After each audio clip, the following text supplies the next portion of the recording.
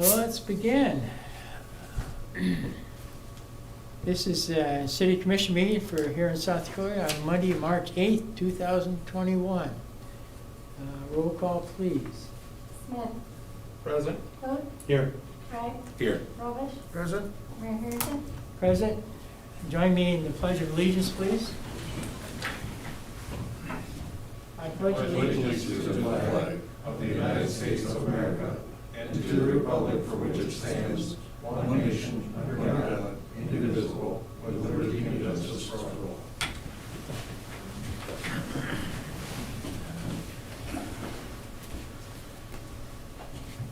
Public forum.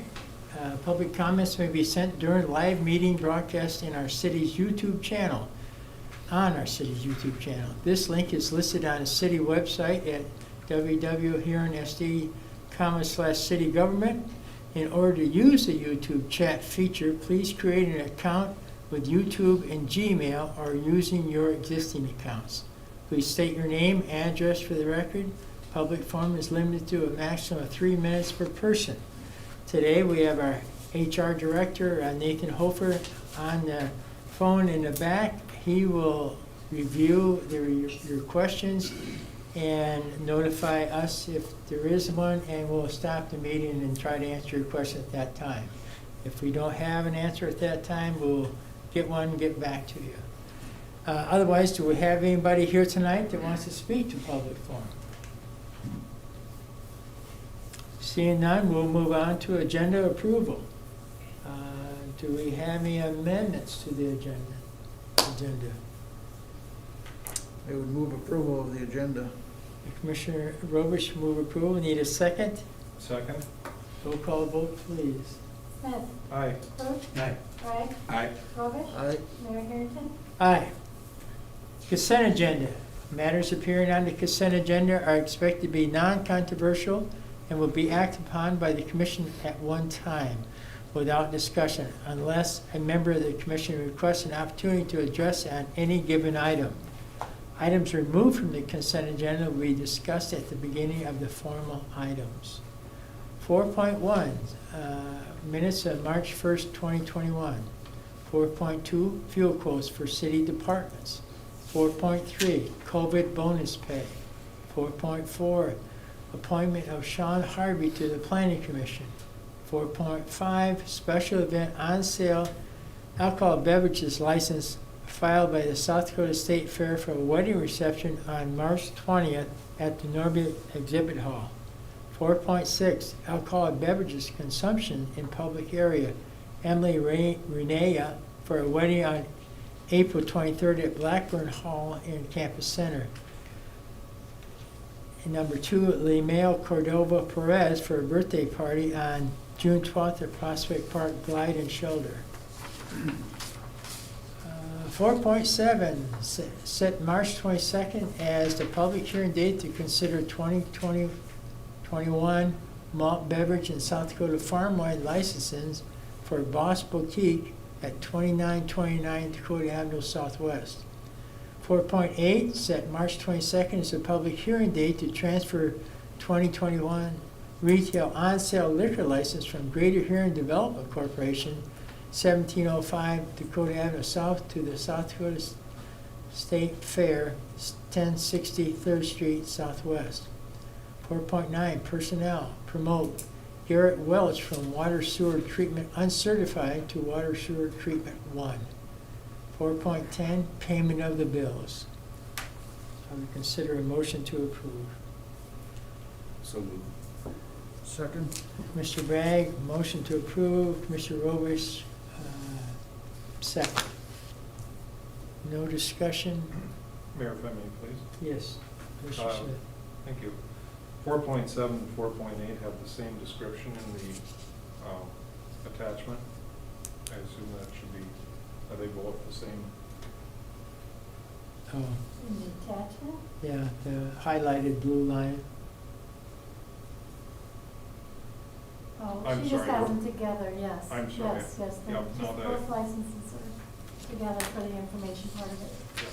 Okay, Forgive me, I just double looked at them. no problem, good question. Thank you. Roll call vote, please. Smith. Aye. Clute. Aye. Bragg. Aye. Robish. Aye. Mayor Harrington. Aye. Bid quotes. We see our assistant engineer here tonight. Would you talk to that? Thank you, Mayor. What we have here is a change order on Third Street Dam. We're finally getting back to it after a couple of years. We're asking for the mayor's approval for the mayor to sign on it. This is more money than we had bid, but this also includes placing rock about 300 feet south of the bridge that was not included in the original bid. So we're gonna have to take money out of reserves or whatever for payment, but we think it's a good deal and recommend approval. Thanks, Dennis. Motion to approve. So moved. Commissioner Clute, and a second by Commissioner Smith. Discussion. Commissioner Clute. Yeah, just to amplify on what you just said, we have to put rock farther south because of that erosion that occurred there around the bridge area, is that correct? Yes, we had a lot of erosion in this 2-year flood stage that was there. It ate a lot of soil away. Putting this in should prevent that from happening in that area again. It'll be the riprap that's already on hand, and they'll spread it out and smooth it, grade it. But they have till September 1 to complete the work, is that? May 31st, I think, is May what 31st. Randy agreed to. Okay, very good. Must have read something else on that, but that's better. Yeah. Get it done. Couple of things on that. We'll get to utilize those rocks that's been there, and people ask me just about every other day about them. And Yes. number two, this might be the only good thing that's going to come out of our drought that we're looking like we're going to have this year. We'll be able to get that, and Finished. it's been years since we've had the river low enough that we could put rocks in there, so this is a good Yeah. opportunity to get that done. Yes.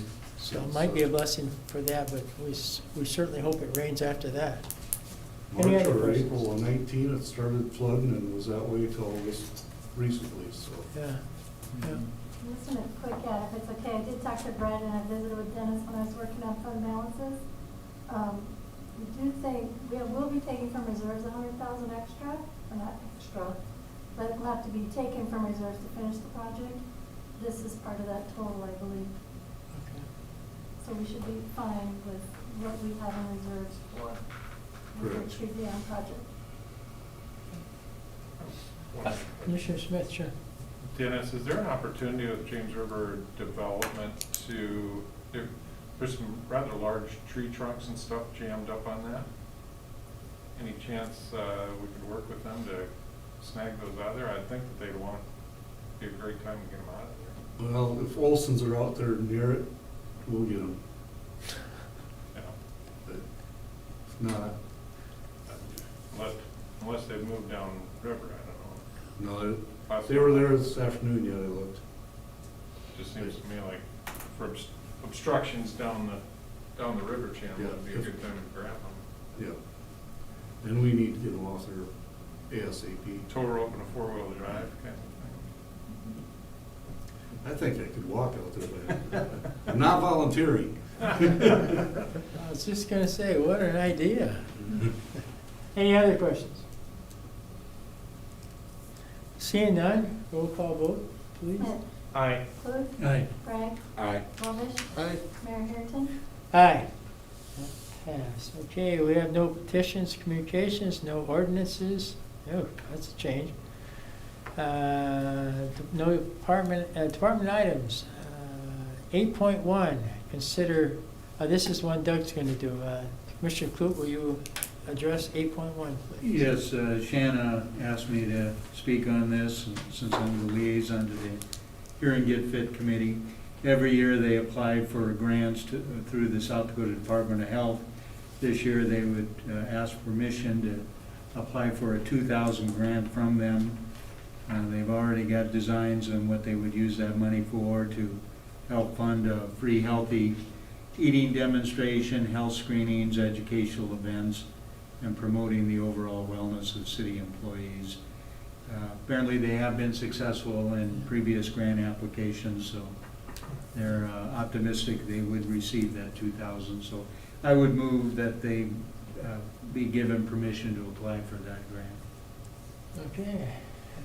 Do I have a second on that motion? Second it. Second by Commissioner Smith. Any other discussion about this?